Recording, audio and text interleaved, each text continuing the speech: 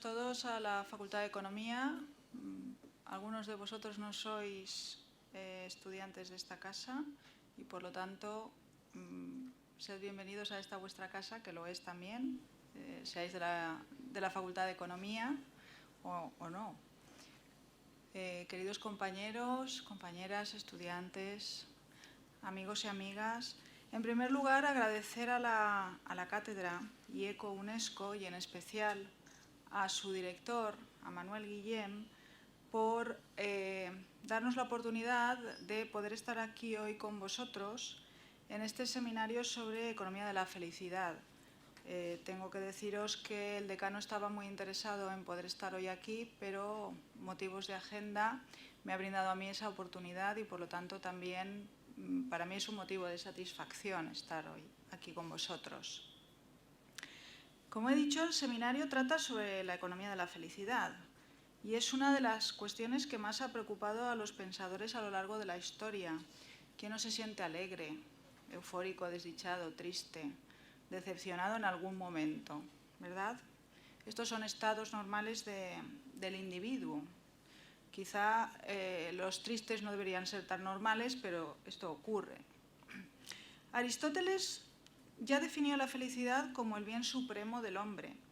Sócrates afirmó que no existía felicidad sin valores éticos como la virtud, y Epicuro consideraba que la felicidad devenía de vivir en un continuo placer que atendiera a necesidades físicas básicas como la alimentación, innecesarias como la conversación y superfluas como el reconocimiento o el poder político. La Ilustración también trató el tema y creía que habían distintos tipos de felicidad. Esta teoría fue rescatada por John Stuart Mill en el siglo XIX, quien creía que la felicidad procedente de experiencias distintas podía variar en cantidad y en calidad. Los textos económicos clásicos definieron la felicidad desde una corriente filosófica y los economistas de gran parte del siglo XX estuvieron más preocupados por conseguir objetivos de naturaleza económica y hablaron del bienestar en un sentido más amplio sin mencionar el término felicidad. Ha sido más recientemente cuando la visión ha cambiado y se ha tratado de relacionar con variables económicas tradicionales, como la renta, el desarrollo, el desempleo, y ha dado lugar a lo que estamos conociendo como economía de la felicidad, que estudia el efecto de las fluctuaciones macroeconómicas en la felicidad de las personas y en la que trabajan conjuntamente no solo economistas, sino sociólogos, psicólogos y otros científicos sociales. La investigación empírica que resaltaríamos bastante importante tuvo lugar en 1974, cuando el economista Easterlin puso en duda la relevancia de la riqueza como variable explicativa primordial del bienestar y dio lugar a la famosa paradoja que es conocida como paradoja de la felicidad, de la que ustedes habrán oído hablar. El economista americano hizo una comparativa entre varios países de la tendencia de sus ciudadanos al afirmar que eran felices y llegó a la conclusión que en aquellos que tenían cubiertas las necesidades básicas, el índice de felicidad medio no variaba independientemente de la capacidad de ingresos. Respecto a las políticas gubernamentales, la teoría sugirió que una vez que las necesidades primarias estén cubiertas, las medidas políticas deberían centrarse en aumentar la satisfacción de los individuos, actuando sobre la felicidad interna bruta y no en crecimiento económico, medido en términos de Producto Interior Bruto. El ejemplo más extremo a esta paradoja se encuentra en un país pequeño de Asia que se llama Bután. En Bután, su rey instauró como principal criterio político la felicidad nacional bruta, basada en 4 pilares: desarrollo socioeconómico sostenible y equitativo, preservación y promoción de la cultura, conservación del medio ambiente y buen gobierno. Para medir la felicidad, una comisión realiza encuestas a los ciudadanos cada 2 meses, procesa sus respuestas y establece un nivel de felicidad interna bruta por individuo. Esto, que parece que funcionaba bastante bien, se ha visto alterado desde 1999 por un elemento que todos consideramos a priori como bueno para los seres humanos, que es la ciencia y la tecnología. ¿Qué ha cambiado en Bután? Pues que desde 1999 se ha levantado la prohibición de la televisión. En Bután estaba prohibido ver la televisión.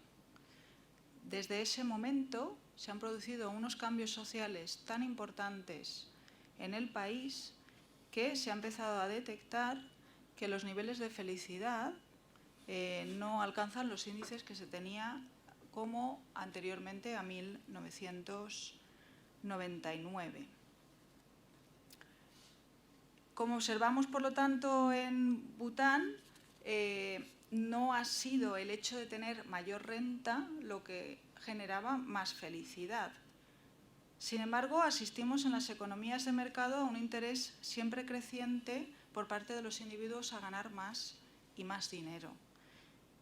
¿Realmente el dinero es un factor importante para conseguir la felicidad? Parece que no, pero sí que es indudable, y así lo dicen los estudios, que el dinero no da la felicidad, pero ayuda. El día a día en condiciones de pobreza extrema puede resultar muy complicado y el progreso económico mejora la calidad de vida si es un objetivo que se persigue junto a otros que influyen en nuestro bienestar, personales, fisiológicos y sociales. Y todos ellos deberían hacernos mantener una estrategia equilibrada frente a la vida. ¿Realmente la economía puede contribuir a la felicidad? Las teorías económicas realizan un enfoque correcto a temas que inciden en la felicidad, como la pobreza, la conciliación de la vida laboral y familiar, el desempleo, la educación, la sanidad. No me voy a extender más porque contamos con nosotros a un ponente experto en la materia, como es el profesor Francisco Gómez, y permitidme que le dé la palabra al profesor Manuel Guillem, director de IECO, para que os presente al invitado que tenemos hoy aquí con nosotros. Muchas gracias.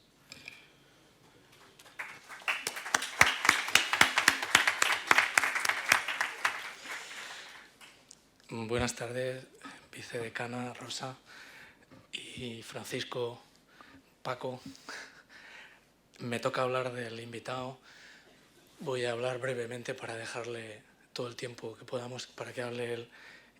Pero quería empezar por enmarcar un poquito este seminario en las iniciativas que estamos teniendo desde el IECO, Instituto para la Ética en la Comunicación y las Organizaciones, y la Cátedra IECO UNESCO. Hemos tenido ya seminarios sobre responsabilidad social personal, sobre entender el mundo de hoy, y el último seminario fue de una profesora de Harvard que nos habló de la dignidad en la resolución de conflictos. Estamos muy contentos porque todos los seminarios que hemos montado nos ha tocado cambiar de sala. Empezamos con una sala pequeña y hemos tenido que pasar a una sala más grande. Quería comentarlo porque no es normal, nos lo dice el equipo de Canal, esto no es normal. Ya se ve que los temas interesan. Si vamos a hablar de felicidad en la economía, en la Facultad de Economía, yo más feliz no puedo estar.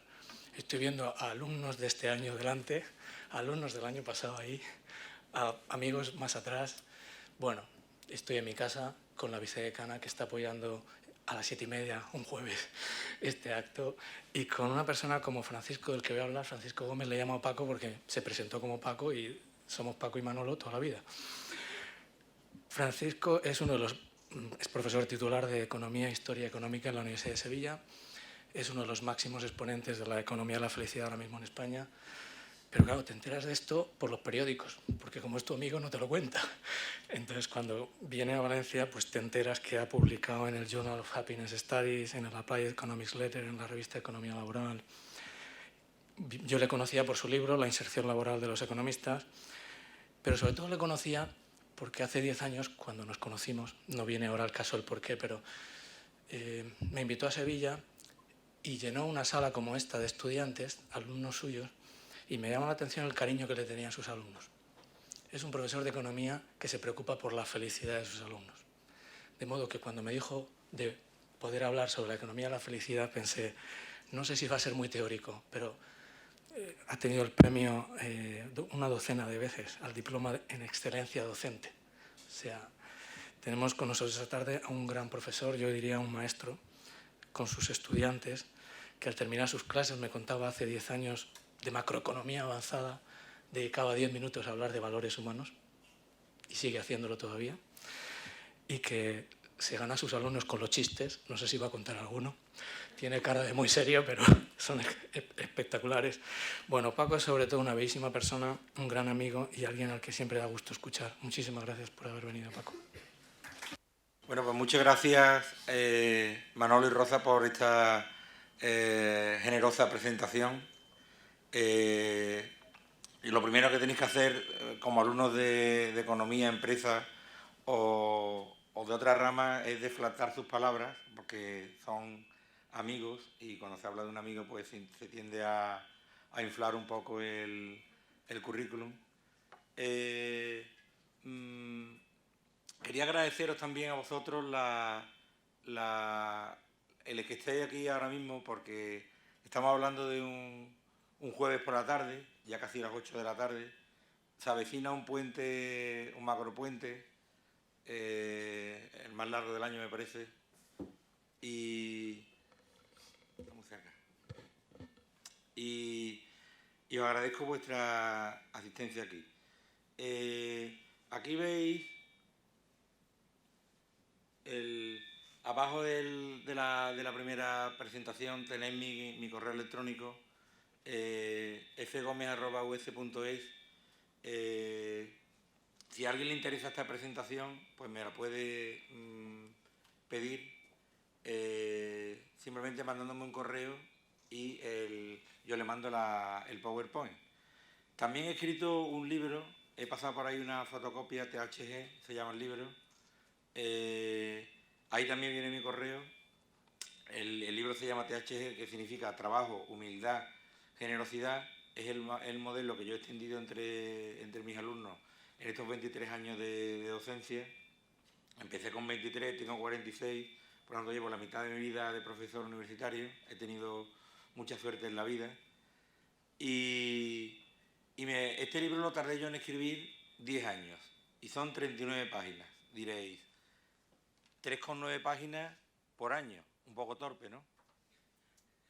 Bueno, es un libro muy intenso, en donde yo he dejado la esencia de mi vida personal, académica y profesional.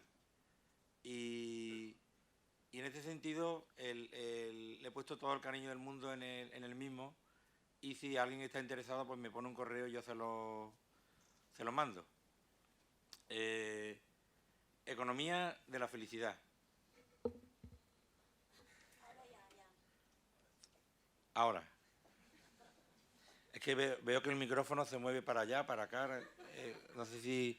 No sabía que había fantasmas en Valencia, no me habían avisado.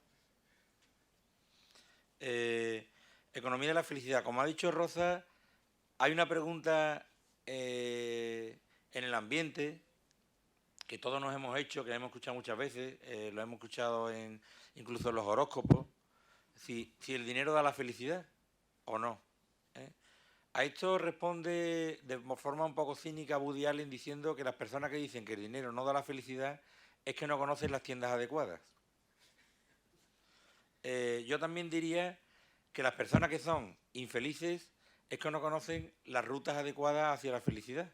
Las rutas las podemos encontrar en el camino de la sencillez, de la humildad, del trabajo bien hecho y, por supuesto, de la generosidad. Entonces, si la felicidad es tan importante, decía Aristóteles, se ha citado aquí Aristóteles, decía que la felicidad es el objetivo último de todo ser humano. Todo lo demás, en este sentido, incluso el dinero sería un medio, pero cuando confundimos el medio con el fin, ya empiezan los problemas, ¿no? Y entonces encontramos a los casos paradójicos de personas, como se dice, los ricos infelices y los pobres felices, ¿no? Hay un libro de Carol Graham en este sentido que se llama de esa forma. Entonces nos preguntamos, ¿qué determina la felicidad? ¿De qué depende? depende a quién le preguntemos. Si le preguntamos a un psicólogo, nos dirá que la felicidad depende de la autoestima sana. Una persona con autoestima sana será feliz. Eso nos dirá un psicólogo. Y si le preguntamos a un filósofo, hemos hablado de Aristóteles, hablaremos de Immanuel Kant, si le preguntamos a un filósofo, nos dirá que la felicidad depende de la práctica del hábito de la virtud. Ahora después hablaremos de esto. Y si le preguntamos a un sociólogo nos dirá que la felicidad depende del capital social. Vamos, hablando llanamente de que tengamos muchos y buenos amigos a los que aferrarnos cuando tenemos problemas. Que todos tenemos problemas, ¿no? Y entonces necesitamos un apoyo. Y un economista convencional, ¿qué diría? Un economista convencional diría que la felicidad depende de la renta, de la riqueza. De esto vamos a hablar como economista que soy y sobre todo vamos a hablar como personas que estamos interesadas en la felicidad. Como ha dicho Manolo, yo estoy muy interesado, estamos interesados siempre en la felicidad de los alumnos. ¿Cómo llegué a esto? Pues precisamente con el libro que escribí en el año 2008, La inserción laboral de los economistas, trataba de la satisfacción laboral de los economistas. Si ¿eran los economistas felices en sus trabajos? Y ahí empecé a preguntar por la satisfacción laboral, de ahí salté a la satisfacción con la vida y a la economía de la felicidad. Y aquí estamos, feliz como una perdiz en Valencia. Entonces, decía Kant que la felicidad no es un ideal de la razón, sino de la imaginación. Entonces, todo esto que nos enseña en economía, o que enseñamos, yo trato de no estar tan cejado, del homo económico, de la racionalidad en economía, por ahí no van los tiros. El extremo lo llevó un premio Nobel de Economía, Gary Becker, que analizó el matrimonio y analizó el tener hijos con costes y beneficios marginales. Entonces, eso es una aberración, ¿no? Entonces hay que tener mucho cuidado. Hay que indagar en el tema de la imaginación, incluso de las expectativas. Si tenemos expectativas positivas, si somos optimistas, vamos a estar más cerca de la felicidad. Yo siempre le digo a mis alumnos que a los optimistas les va mejor que a los pesimistas. Por tanto, que sean optimistas. Es así de sencillo. Los mayores viajes no se hacen en avión. Yo he ido a Canadá, a Toronto, a Montreal, y el mayor viaje que yo he hecho no lo he hecho en avión. Los mayores viajes se hacen en el interior. Pasar de ser pesimista a ser optimista, pasar de ser negativo a ser positivo, pasar de ser cínico a vivir con valores humanos, pasar de tener baja autoestima a tener una autoestima sana. No ya digo una alta autoestima, que puede confundirse con el engreimiento o con la vanidad, sino una autoestima sana. Y esos viajes hay gente que le lleva toda la vida. Pasa, por supuesto, de ser infeliz a ser feliz. Y eso hay gente que le lleva toda la vida y no consigue culminar el viaje, por muchos aviones que cojan. Entonces, para demostrar de inicio que esta área no es un área esotérica, esto de economía de la felicidad, esto que es, pues decir que se ha publicado de economía de la felicidad en las principales revistas con mayor impacto académico en el mundo, como Economic Journal, y me he permitido el lujo de utilizar una base de datos Econlit de literatura económica y he metido en el título el término happiness, felicidad, y aparecían más de 2.000 artículos. Más de 2.000 artículos. Y en el 2015, para ver que el tema está de máxima actualidad y ha venido para quedarse, no es una moda, lo mismo se dice muchas veces de la responsabilidad social corporativa, aunque esto hay que matizarlo, porque dice mi amigo Manolo que lo importante es la ética, no la responsabilidad social, y ahí tiene razón. Se ha publicado en American Economic Review, en Economic Journal, en estas revistas de máximo impacto académico, por supuesto también en el Journal of Happiness Studies, que está dedicada especialmente al tema. Entonces, si vemos la evolución de los artículos, vemos aquí un fenómeno curioso. Hay una transición entre el siglo XX y el siglo XXI, en torno al año 1999-2000, que esto pega un salto espectacular. Los artículos sobre felicidad, satisfacción con la vida y bienestar subjetivo.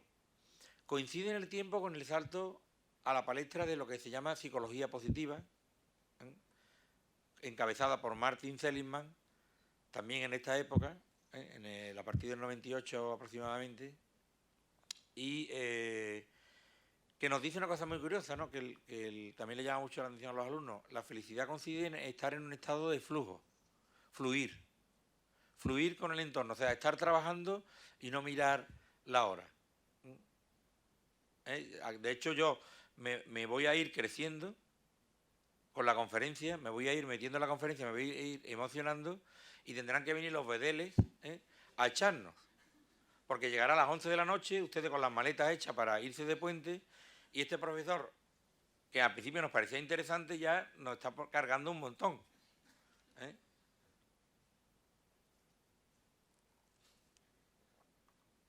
Y coincide también con el despegue de las publicaciones sobre responsabilidad social corporativa.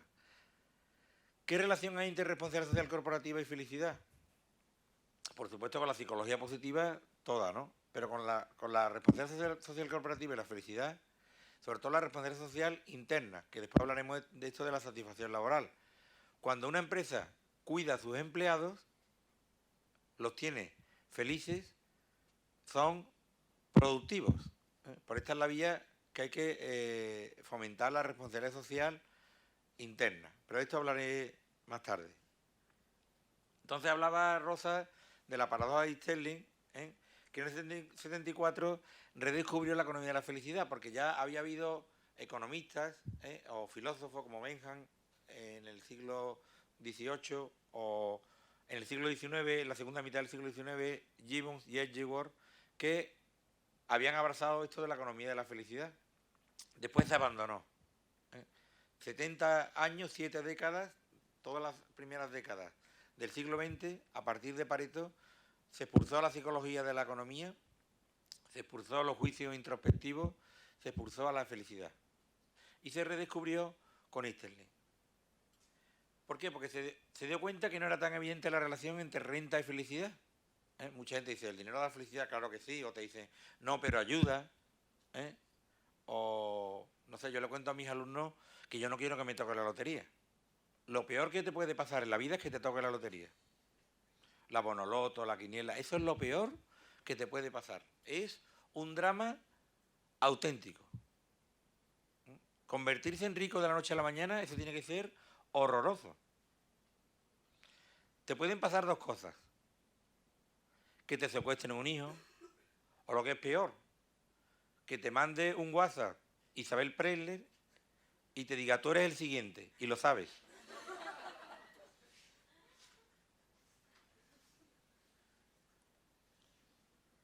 Entonces aquí traía una viñeta que está en inglés, que le dice y que nos puede ayudar a reflexionar sobre la relación entre jefes y empleados, yo diría, a mí me gusta decir entre líderes éticos y colaboradores, me gusta decir mejor.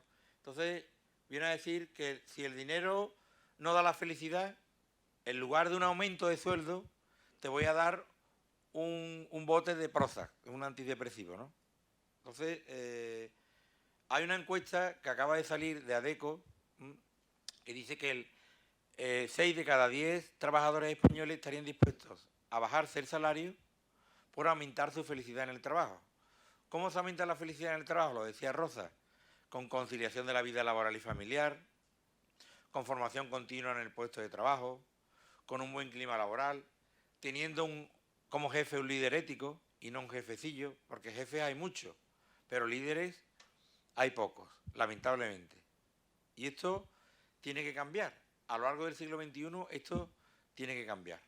Y yo en este aspecto soy optimista. Todo esto de la psicología positiva, de la economía de la felicidad, de la responsabilidad social corporativa, de la ética económica y empresarial, de la reputación corporativa, del coaching, todo esto va a cambiar hacia mejor. Entonces, la primera evidencia de la paradoja renta-felicidad, sobre si el dinero da la felicidad, la primera evidencia apunta a que sí existe relación. Dentro de un país determinado y en un momento temporal dado, existe una correlación importante entre ingresos y felicidad. Entonces aquí traía una muestra que se hizo para la ciudad de Sevilla con empleados. Este es un trabajo de Cristina Borra y mío, que se publicó en la revista de Economía Aplicada en el 2012, y observamos cómo, a medida que aumenta el salario, en la segunda columna, a medida que está la satisfacción media, a medida que aumenta el salario, aumenta la satisfacción. De 6,5, es una escala de 0 a 10, de 6,5 a 7,73. Entonces, desde este punto de vista, en un corte transversal, más salario da más felicidad. Sin embargo, cuando comparamos países en un momento dado del tiempo, vemos que la correlación se vuelve baja y prácticamente cero para países que tienen más de una renta per cápita mayor a 20.000 dólares. Entonces, esta sería la gráfica teórica. Vemos la curva de felicidad, vemos que se satura. O sea, al principio cuando la renta es baja, más dinero da más felicidad. Pero llega un punto, un máximo o un mínimo, según cómo se contemple, que ya más dinero no da más felicidad. Por eso decía lo de la lotería. O sea, lo que uno tiene que aspirar es tener un empleo de calidad, pero no que te toque la lotería. Eso es tener buena suerte, la que depende de ti. Vosotros, como estudiantes, tenéis que dar la mejor versión de vosotros mismos. Tenéis que ser arquitectos de vuestro propio destino y no meter en la lotería. Y además, las probabilidades que toque son casi nulas. Entonces, a esto me refería, a que llega un punto en que más dinero no da más felicidad. Hay un estudio de Kahneman y Angus Deaton, los dos premios Nobel de Economía, Angus Deaton, premio Nobel de Economía en el 2015, acaba de salir hace 2 meses, de anunciarse, que dicen que a partir de creo que era 4.000 euros al mes, más dinero no da más felicidad. Yo creo que 4.000 ya es mucho, por lo menos para mí. Que gano la mitad y me sobra la mitad de la mitad. Entonces, si vemos una gráfica con la mayor parte de los países del mundo, vemos precisamente esa curva no lineal. Vemos que, por ejemplo, Colombia está en el eje de ordenada tenemos la felicidad y en el eje de abscisas tenemos la renta per cápita. Entonces vemos a Colombia, un país con mucha inseguridad por las razones que ya sabéis, del terrorismo y demás, casi al mismo nivel que Dinamarca y con una renta per cápita totalmente diferente. Entonces ahí tenemos otra constatación de la paradoja de la felicidad. Y la tercera evidencia, repito que todo esto, el que le interese me pone un correo y yo se lo mando. Todo lo que os interese de la conferencia, el libro, mi libro, el PowerPoint,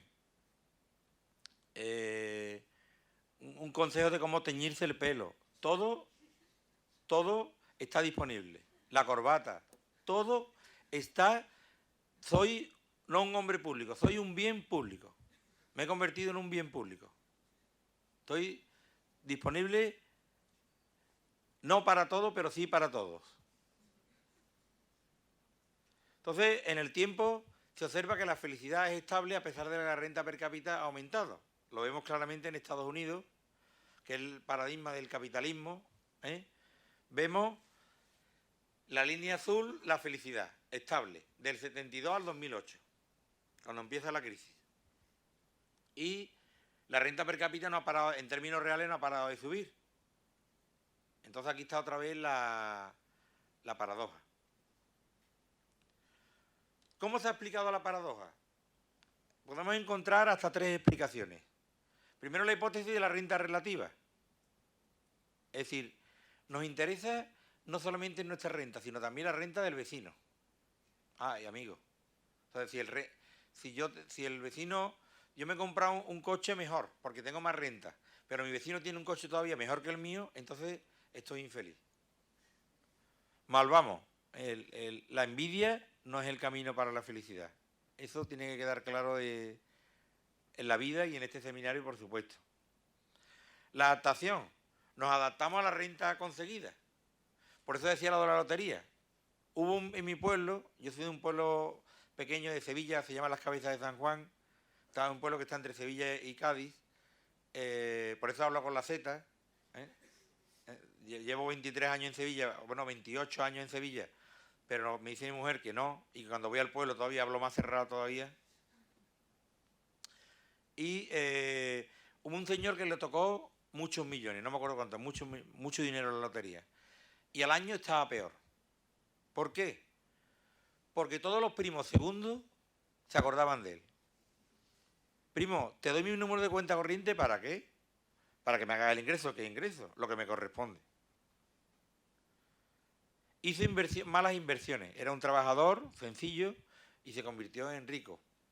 Hizo malas inversiones, le fueron mal, mucho estrés, mal. Entonces está peor al año que cuando no le había tocado nada. Por eso decía lo de la lotería. Tengo un artículo escrito que se llama Inconvenientes éticos de que nos toque la lotería. También lo puede pasar. Al que le guste jugar, que no me lo pida porque es muy convincente el artículo. El que lo lea no mete más en la lotería. Soy el enemigo de los cuponeros. Y la tercera explicación hace referencia al nivel natural de felicidad, que dice que existe un nivel de felicidad que se mantiene constante a lo largo del tiempo. Yo en esto haría un matiz a esto. Yo creo que el nivel natural de felicidad lo podemos aumentar. ¿Cómo? Con una actitud positiva en la vida. Siendo THG. Trabajo, humildad, generosidad. Ahora empieza por la T, ¿eh? No empieza por la generosidad, empieza por la T. Porque para ofrecer algo a los demás, en un entorno profesional, hay que trabajar mucho. Hay que dignificar el trabajo. ¿Se puede ser feliz en el trabajo? Estamos obligados a ser felices en el trabajo. Es un imperativo moral. Entonces, todo esto habla del bienestar subjetivo, que viene de Bentham, como decíamos antes, y ahí también tenemos las aportaciones recientes del premio Nobel Kahneman. Y lo que se le pregunta es al individuo por su propia felicidad. No es un experto, no se evalúa por un experto la felicidad de los ciudadanos, sino que se le pregunta en una encuesta al propio individuo, por su satisfacción con la vida, de 0 a 10. Por tanto, se trabaja con el bienestar de una persona, no de un agente académico, no de un homo economicus. Estoy muy en contra de esa hipótesis que creo que ha hecho mucho daño y creo que es una hipótesis culpable, bueno, culpables somos los profesores, no la hipótesis, de la crisis económica. Si alguien después me pregunta, pues ya le puedo dar una respuesta más extensa a esta cuestión. Entonces, pasamos otra vez a una persona que pueda adoptar el modelo THG y que no tiene que ser un agente racional, simplemente una persona que es trabajadora, que es humilde y que es esencialmente generosa. Entonces se requiere aquí un esfuerzo interdisciplinario, no solamente economistas, sino también hace falta sociólogos, psicólogos y, por supuesto, antropólogos.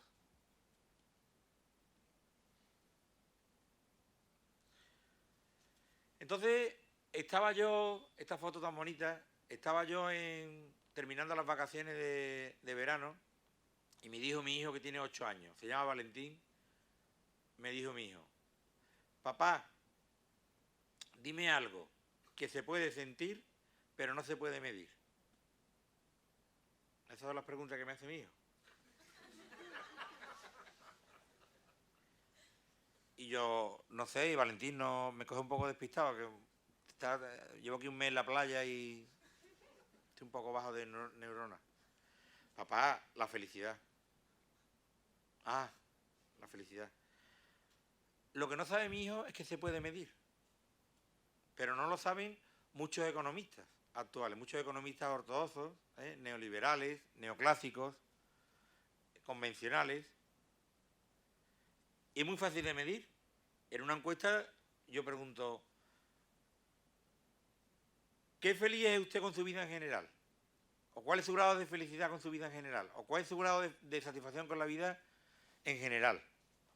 Por ejemplo, si yo os pregunto ahora, voy a dejar 3 segundos, voy a beber agua y cada uno se va a situar de 0 a 10. Ahora yo voy a hacer la media.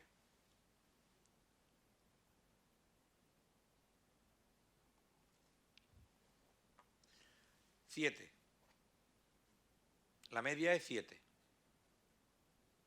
Dirá alguno, no, pero yo me había dicho un 9, es que es una media, ¿eh?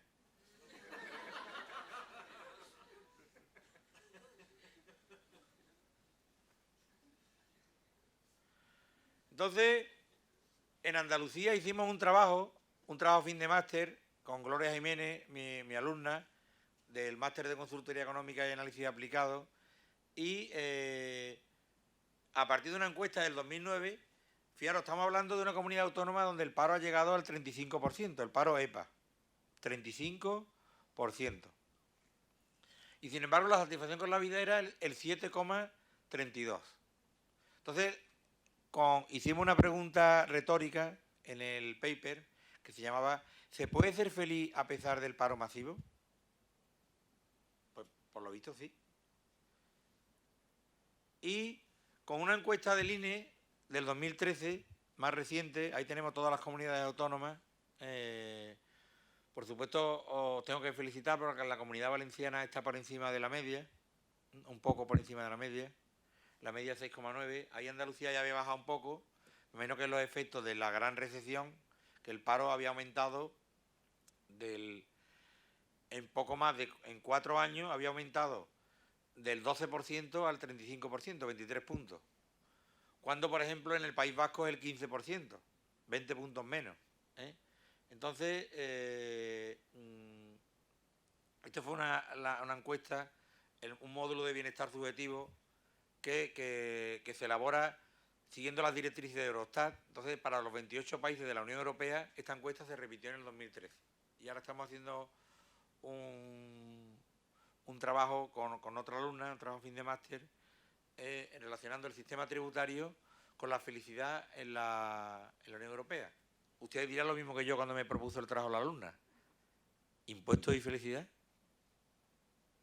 Bueno, pues sí, porque por ejemplo, tamaño del sector público, bienes públicos de calidad, pues ahí por ejemplo tenemos el caso de Dinamarca, que veremos ahora que siempre en estas encuestas sale como el país, si no el más feliz, pues uno de los más felices del mundo, y en algunas el más feliz del mundo, ¿no? Entonces aquí está, del World Happiness Report, destaca en el 2013 los países nórdicos y también se cuela ahí Holanda. Entonces en un mapa de felicidad en el mundo, esto lo ha hecho el World Happiness Report, no he hecho yo, he ido por todo el mundo haciendo encuestas. Rosa sabe el coste que tiene de un trabajo de campo de este tipo. Nada más que hacerlo para la ciudad de Sevilla ya cuesta 60.000 euros. Hacer una encuesta de calidad del empleo, ¿no? Y vemos los colores más intensos, más rojos, serían más felicidad, y los colores más bajos, de menos tonalidad, como más amarillo, serían menos felicidad. Entonces, bueno, nos hacemos una idea. Sobre todo destaca los países del este con muy poca felicidad en el 2013.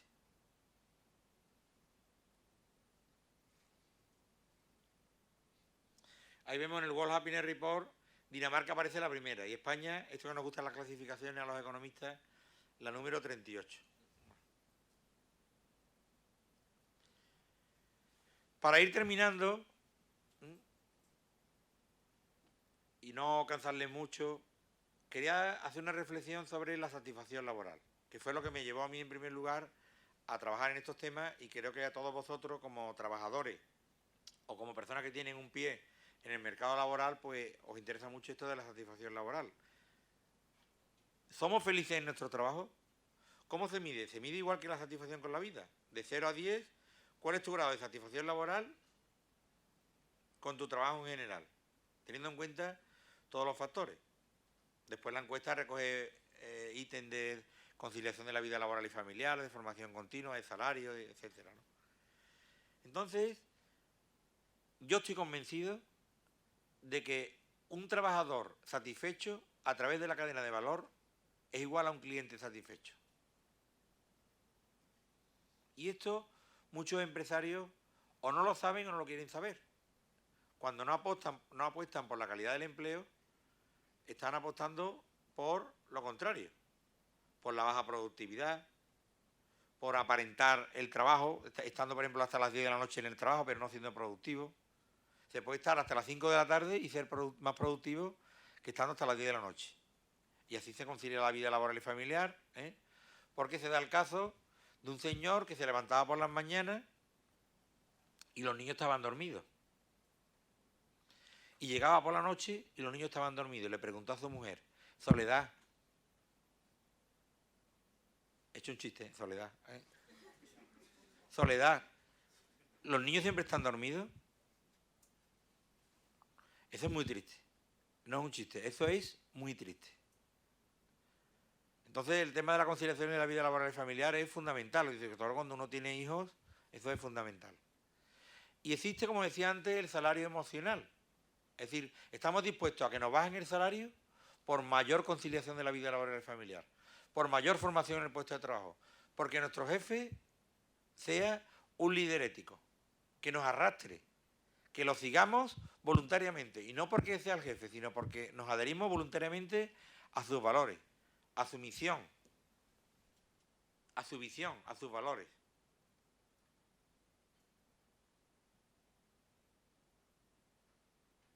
Aquí traía un trabajo del que ha hablado Manolo, para ir terminando, un trabajo de satisfacción laboral que nos han publicado en el Journal of Happiness Studies, y aparentemente, si veis la fila del final, aquí tenemos de 2006 a 2010, de la encuesta de calidad de vida en el trabajo, ya no había más datos, acababan los datos en el 2010, pero nos podía permitir recoger la primera parte de la crisis. Entonces, aparentemente, la satisfacción laboral en España de 7,33 a 7,37 no había variado. Sin embargo, cuando controlamos por la calidad del empleo, esto se puede hacer econométricamente, cuando controlamos por la calidad del empleo, que en estos años ha caído, en 2008, 2009, 2010 ha caído la calidad del empleo, ese salario emocional es menor, también han caído los salarios, ha caído todo. Nos salía que había aumentado la satisfacción laboral. A medida que aumentaba el desempleo, aumentaba que la crisis profundizaba, la satisfacción laboral había aumentado. ¿Por qué? Porque es muy sencillo y muy sugerente. Las personas que siguen trabajando valoran mucho su puesto de trabajo cuando han visto a otras perder el puesto de trabajo. Nos comparamos. Entonces dice, mi trabajo es de peor calidad, pero sigo al menos teniendo un trabajo. Voy a valorarlo. Entonces, puntúan más alto en la satisfacción laboral. Una agenda para la investigación futura. Hay que elaborar, en la línea de la encuesta esta que hemos dicho del 2013 del INE, que armonizaba la Eurostat, hay que elaborar cuentas nacionales de bienestar subjetivo, como comentaba Rosa, pasar del PIB al FIB, a la felicidad interior bruta. ¿Es que van a sustituir los indicadores de bienestar subjetivo a los indicadores objetivos? No, no lo van a sustituir, lo van a complementar. Entonces, esa idea de complementariedad la que tenemos que tener en la mente. Y todo esto de la economía de la felicidad puede informar las políticas públicas, puede informar. ¿Le interesa a los individuos la conciliación de la vida laboral y familiar? Evidentemente sí, y las encuestas nos dicen que sí. Pues vamos a hacer políticas de igualdad, políticas de racionalización de los horarios, políticas en definitiva de conciliación de la vida laboral y familiar. Que este señor, que está casado con la señora Soledad, cuando llegue por las tardes, los niños estén despiertos, pueda jugar con ellos, pueda contribuir a su educación, hacer los deberes con ellos, hacer un padre. Y destacar la necesidad de hacer estudios interdisciplinares. Tenemos que colaborar, como hemos dicho antes, los economistas, que nos hemos querido siempre el ombligo del mundo, y se habla incluso del imperialismo de la ciencia económica, es decir, análisis económico del derecho, análisis económico de la política. No. Vamos a aprender de los politólogos, vamos a aprender de los sociólogos, vamos a aprender de los psicólogos, sobre todo, y vamos a aprender de los antropólogos. Y vamos a hacer estudios interdisciplinares. Entonces, ¿qué queremos ser? ¿Un homo económico o una persona THG? Ahí lo dejo en el aire y termino con dos palabras: sentido y elemento. Hay un libro de Viktor Frankl, El hombre en busca de sentido, que nos dice que lo importante no son las circunstancias con las que vivimos, lo importante es cómo afrontamos esas circunstancias y encontrar el sentido. Él lo encontró en un campo de concentración. Nuestras circunstancias, afortunadamente, no son tan adversas, ni lo van a hacer. Entonces, tenemos que encontrar el sentido de nuestro trabajo. ¿Qué aportamos nosotros a la sociedad?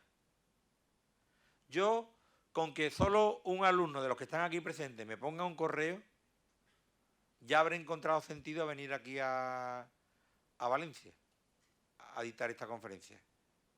Diréis, no, pondrán correo muchos alumnos, no. 3 o 4. Soy experto en hacer medias. Y no me equivoco nunca. Y elemento, la segunda palabra. Hay un libro de Ken Robinson que se llama El elemento. Tenemos que encontrar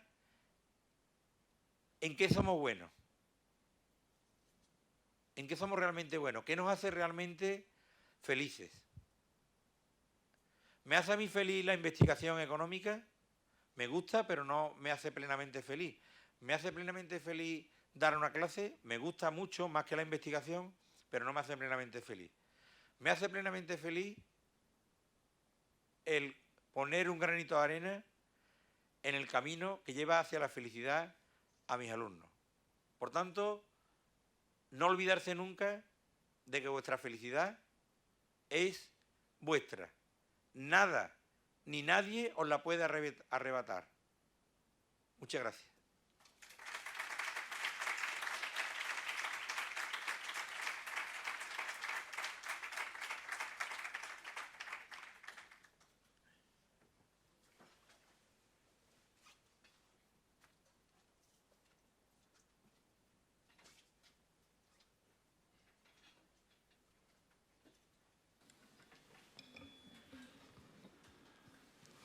Bueno, yo creo que lo de las expectativas me he quedado corto, aunque él ha dicho que deflactemos, pero espero que no hayáis deflactado. Tenemos ahora unos minutos para hacer preguntas si queréis. Hay un micrófono por ahí. Quien quiera preguntar, que levante la mano. Y yo, mientras se anima a alguien, voy a comentar que ha salido el Homo economicus varias veces, y este fue precisamente el primer seminario que hemos tenido desde que el nacimiento de la cátedra, una crítica al modelo del Homo economicus. Está aquí el ponente, Tomás Baviera, que dio la sesión, y en ese sentido me gustaría hacerte la pregunta que has lanzado en algún momento de la conferencia.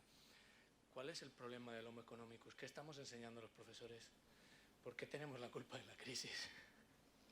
Bueno, eso es un tema de hondo calado, un tema para analizarlo en profundidad, pero sobre todo que tenemos que lanzar una reflexión los profesores y los alumnos como clientes del sistema universitario, que son los que van a salir al mercado laboral y son los que van a tener que sacar adelante las empresas.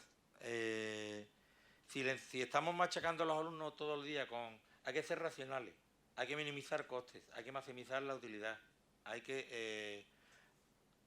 incluso que está bien visto, tú tienes que mirar por tu propio interés. De ahí al egoísmo va un paso. Entonces, que está bien visto ser egoísta. Me han enseñado a ser egoísta, me han entrenado para ser egoístas. Entonces, a la hora de tomar decisiones en el día a día, me comporto como me han enseñado. Afortunadamente aquí tenéis a Manolo y a otros profesores que os hablan de ética económica y empresarial. Hay asignaturas que así lo hacen. Y yo creo que esto debe ser transversal. Yo, humildemente, lo que hago es que en cada clase, aunque sea de macroeconomía avanzada o historia del pensamiento económico, en cada clase al final hago un monólogo de 10 minutos. Y les hablo, por ejemplo, de las claves del liderazgo ético. Al principio, los alumnos lo ven un poco extraño y te preguntan, ¿esto entra en el examen? Y yo les digo, no, esto entra en tu vida. ¿Hay alguna pregunta, no? Muy bien, ¿preguntas o comentarios? Ahí hay uno al fondo.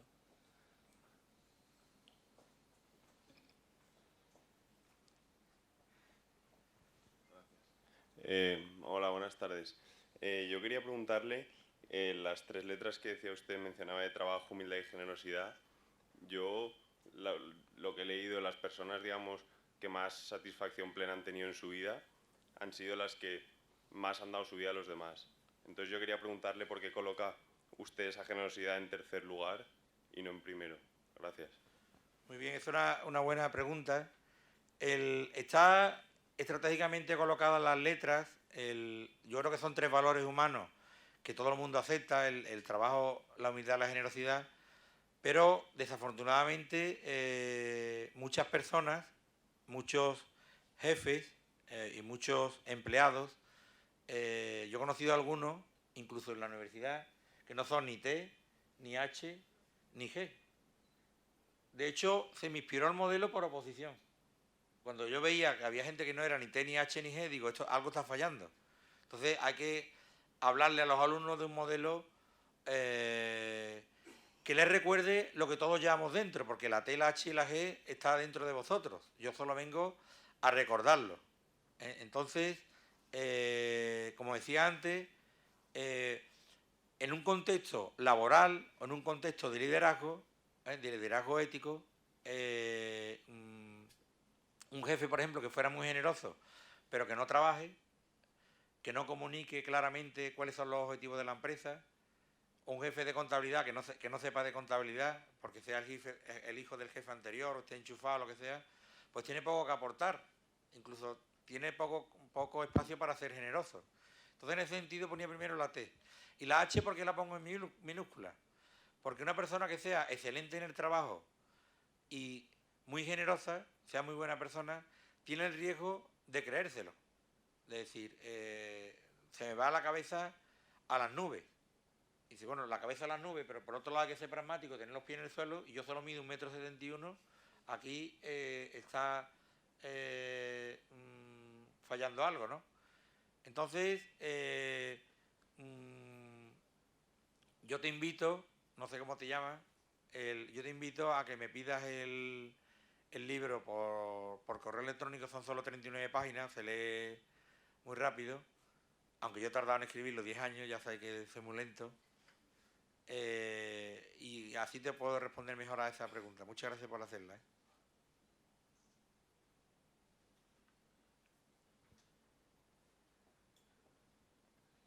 Hola, buenas tardes. A ver, en las tablas hemos podido ver que los países nórdicos son de los que más tasa de felicidad encontramos. Mi pregunta es si muchas veces en las noticias podemos ver que también son los países nórdicos los que más, los niños nórdicos los que más estudian o los países que más tasa de educación o mejor tasa tienen. Mi pregunta es si hay una relación entre educación y felicidad, y si hay una relación de a mayor felicidad, mayor educación, mayor felicidad, ¿por qué existe el dicho popular de que la ignorancia da la felicidad? Muy buena pregunta. Evidentemente, si yo tuviera que apostar por una política para un país, apostaría por la política educativa, pero una política educativa, o sea, una educación que esté bien evaluada. Esto ya se están haciendo avances en este sentido. Y evidentemente la educación nos hace libres y la educación es un camino hacia la felicidad. Hay un problema con la educación, que por ejemplo ustedes lo podéis sufrir, aunque ahora ya al estar el ciclo económico un poco mejor, está la economía mejorando, eso, los indicadores macroeconómicos así lo dicen, y el paro está bajando, aunque todavía es muy alto, pero vosotros podéis sentir la frustración de que tengo mucha formación y después encuentro un trabajo pero que no se adecua a mis capacidades, a mis competencias. Entonces ahí la educación, las expectativas son altas y la realidad nos pone los pies en el suelo, y ahí la educación puede ser un poco, o nos puede un poco frustrar. Yo respondería diciendo que la educación es un camino hacia la felicidad y que yo no entiendo mi vida sin la educación. Yo me he educado en un colegio público, en un instituto público, en una universidad pública, y doy clases en una universidad pública, y creo firmemente en la educación. Y creo que la educación, como he dicho antes, nos hace libres, y no creo que la ignorancia sea el camino hacia la felicidad. Muchas gracias por la pregunta. Otra pregunta. Hola, buenas tardes. Mi nombre es Andrés y quería hacerle dos preguntas. La primera es si se han planteado o han hecho algún estudio relacionando la redistribución de la riqueza y la felicidad, porque he visto gráficos que relacionan el incremento del PIB con que la felicidad realmente se quedaba un poco como estancada o incluso podía reducirse, pero ahí no había una variable que quizá midiera si esa renta que crece está peor o mejor repartida. Y la segunda pregunta es, si tuviera que elegir una medida de las que existen ahora mismo sobre la felicidad en el trabajo, ¿con cuál se quedaría? Porque existen muchas, incluso hay cierta controversia en cuanto a que unas se pueden superponer con otras. Encontramos engagement, involvement, well-being, commitment, y realmente algunos autores defienden unas, otros defienden otras, y yo he encontrado que no hay una claridad respecto a qué medida puede ser la más acertada, o realmente cada una mide una cosa distinta y haría falta una medida que recogiera varias dimensiones. Gracias.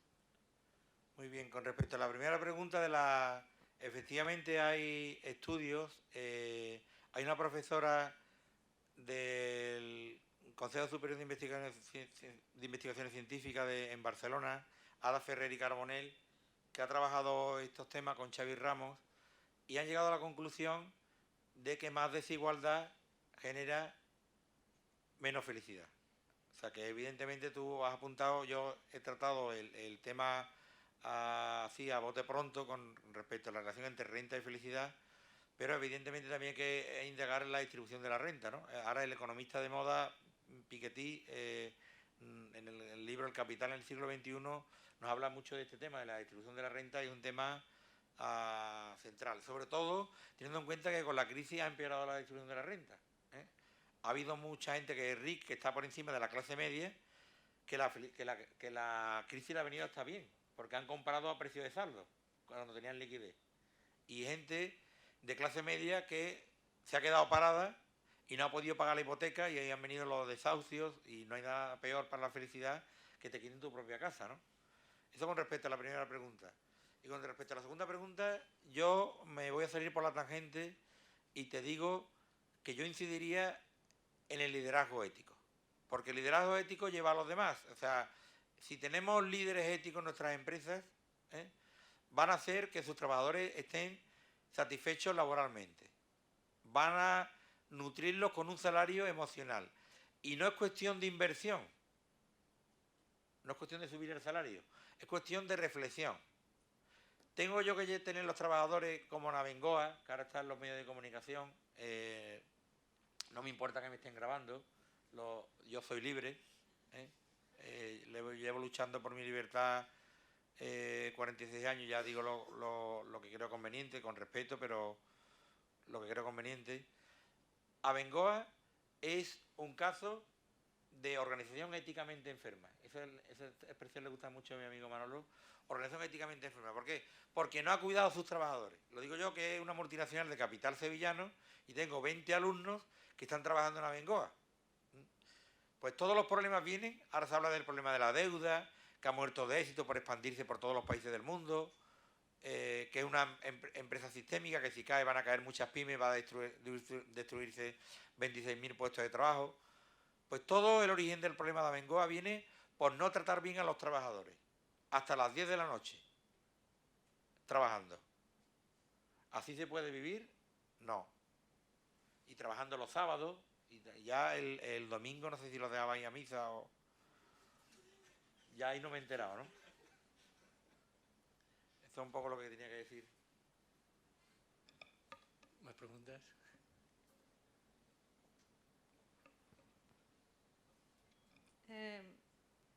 Quería saber, a raíz de lo que ha comentado del liderazgo ético, ¿cuáles serían las pautas para tratar de implantarlo en las empresas y fomentarlo desde, por ejemplo, las instituciones públicas? Bueno, lo primero, yo creo que habría que actuar en la base. Habría que actuar, como he dicho antes, en las universidades. Porque no basta, por ejemplo, un tema parecido es el tema de la responsabilidad social corporativa. Se hacen campañas, existe esta Forética, el Foro para la Evaluación de la Gestión Ética en España. Hacía falta una labor de promoción. Pero esto puede quedarse en nada, en un canto de sirenas. Entonces, yo actuaría en los institutos, que hay asignaturas ya de economía, de empresas, y sobre todo en la universidad. Yo no escuché la palabra ética ni una vez en 5 años. Yo estudié del año 87 al 92 y no escuché nunca la palabra ética en 5 años, 30 asignaturas. No escuché nunca la palabra, creo que no escuché la palabra ética. Entonces, por eso montamos la asignatura, María Ángeles Caraballo y yo, una compañera allí de Sevilla, montamos la asignatura Ética Económica y Empresarial de libre configuración. Eso no nos contaba a nosotros como clases, lo hacíamos por amor al arte, pero son las clases en las que yo he disfrutado más en toda mi vida. Eso es salario emocional.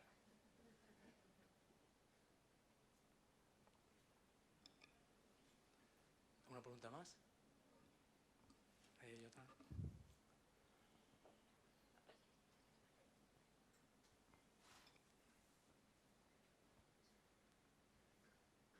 Buenas. En uno de los gráficos que has mostrado se observaba que los países del este y Rusia tenían unos niveles de felicidad bastante bajos. ¿Hay algún estudio que relacione la caída de la Unión Soviética y un descenso o aumento del nivel de felicidad? Los estudios que hay en ese sentido, en ese aspecto no soy experto, no he trabajado el tema directamente, pero parece que el tema viene de antes. Es decir, habréis escuchado el tema de las estanterías vacías. El socialismo real generó dos problemas. Y esto no es un problema ideológico, no de derecha o de izquierda o de centro, ahora que estamos con las elecciones, sino es un problema técnico. Un problema de incentivos. No había incentivos, se ve claramente en Cuba actualmente, ¿no? Donde muchas veces los productos agrarios no llegan a La Habana. No había incentivos al trabajo, ni por supuesto al emprendimiento. Y había un problema de información. Como no había un sistema de precios, como no había una demanda, había problemas de oferta y problemas de demanda, no había un sistema de precios que informara a los agentes económicos de por dónde iban los tiros. Entonces, todo eso generó estanterías vacías. La población no tenía... No sé si habéis estado en Cuba, yo no he estado en Cuba, pero amigos míos y amigas mías han estado en Cuba. Y, por ejemplo, para ellos es muy importante una aspirina, un paracetamol, algo que para nosotros, bueno, del día a día, ¿no? No lo valoramos mucho, ¿no? Ellos sí lo valoran, ¿no? Que le dejen los turistas este tipo de bienes básicos. Entonces, ahí el sistema fallaba. Y esto llevaba a baja satisfacción con la vida. Ha caído el muro de Berlín en 1989 y parece con esta gráfica que el problema no se ha solucionado, pero repito, no puedo darte más datos porque no he trabajado directamente el tema. Otra pregunta. Tengo otra pregunta más. Por ley, digamos que las determinadas empresas deben llevar a cabo una responsabilidad social corporativa y a mí me choca el caso de, por ejemplo, el grupo Volkswagen, o sea, me resulta chocante el hecho de lo de la modificación de los softwares de emisiones de gases, o sea, cómo integran en su propia empresa un departamento dedicado especialmente a la preocupación por la sociedad y la ética y luego hacen semejantes modificaciones de fraude. Gracias. Evidentemente, bueno, primero decir que el tema de la responsabilidad social corporativa no es un imperativo legal, es un acto voluntario de las empresas. Lo que el sector público hace es promocionar, incentivar, por ejemplo, que las empresas que hacen responsabilidad social corporativa tengan mejor acceso a los contratos públicos, pero no es un imperativo legal. Y el caso de Volkswagen, muchas veces tenemos la impresión como la corrupción en España, ¿no? Que es la punta del iceberg, que a Volkswagen lo han pillado, pero que otras multinacionales también hacen este tipo de fraude y no lo han pillado. Ahora van a tener más cuidado. Entonces, es un tema que nos tiene que hacer, como tú dices, reflexionar. No voy a dejar que haya más preguntas, porque las hay, pero creo que la hora es ideal para no llegar a las 11, como habías dicho en la presentación. Le voy a pasar la palabra a la vicedecana para que cierre el acto, pero antes quería dar las gracias personalmente a Paco, porque, bien, yo he disfrutado muchísimo, ha sido un rato de auténtica felicidad, el flow que nos ha contado. He visto a la gente disfrutar, al menos las caras que veo, creo que si le transmito vuestro agradecimiento, pues creo que soy fiel a lo que habéis vivido esta tarde. Y como termina, la generosidad es la tercera letra del modelo que llevas, desde el día que te conocí ya me hablaste del modelo. La generosidad ha dicho que os puede pasar el PowerPoint, os puede pasar todo lo que le mandéis, si le escribís lo escribirá, ya veréis. Pero además contaréis con el vídeo de esta sesión, que Dios mediante, esperemos que dentro de una semana, no más, 2, esté colgado. También por si pensáis que hay gente que le puede interesar, me consta aquí profesores que querían venir y tenían clase y no han podido venir, pues que sepáis que estará disponible y que os lo haremos llegar por link a los que habéis venido, por si lo queréis difundir. Le paso la palabra a la vicedecana, pero insisto en mi agradecimiento y ahora le daremos un aplauso cuando termine la vicedecana. Gracias.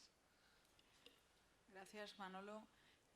Muchísimas gracias, Paco, por tu intervención. Yo también me sumo a ese disfrute de verdad de la buena, muy sincera. Creo que nos has dado un seminario para seguir reflexionando sobre el concepto de felicidad, para que reflexionemos sobre la ética, para que reflexionemos sobre qué está pasando en este mundo donde efectivamente, como tú comentabas, a muchos de nosotros nos han educado más en esta línea neoliberal del individualismo, de la competitividad, y creo que en muchas ocasiones tenemos que ir abandonando un poco esa línea.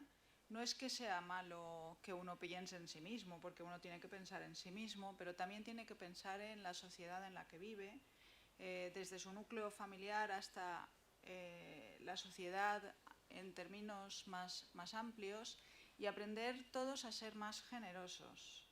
Creo que es fundamental que seamos generosos con nuestras personas, por supuesto las más queridas, pero es que si somos más generosos vamos a acabar teniendo más cariño de todos. El dilema del prisionero creo que no lo hemos llegado a creer excesivamente, y quizá hay que empezar a desterrarlo de nuestras vidas y a enseñar en las aulas cómo se construyen, si podemos, dentro de nuestra humildad, cómo pueden ser nuestros estudiantes, que hoy tenemos aquí muchos, líderes éticos. Creo que con eso avanzaremos mucho más en esta sociedad y a construir un mundo y un planeta mejor y más feliz. Muchísimas gracias a todos y a todas por estar esta tarde aquí en la Facultad de Economía con nosotros, por participar tan activamente. Veo muchas sonrisas, con lo cual creo que hoy hemos aumentado todos un poquito más nuestro nivel de felicidad y se lo debemos a Manolo por organizar este fantástico seminario y, por supuesto, al ponente que lo ha llevado adelante. Nosotros encantados, como equipo de canal, de haber contribuido también a que seamos todos un poquito más felices. Muchísimas gracias y buenas noches.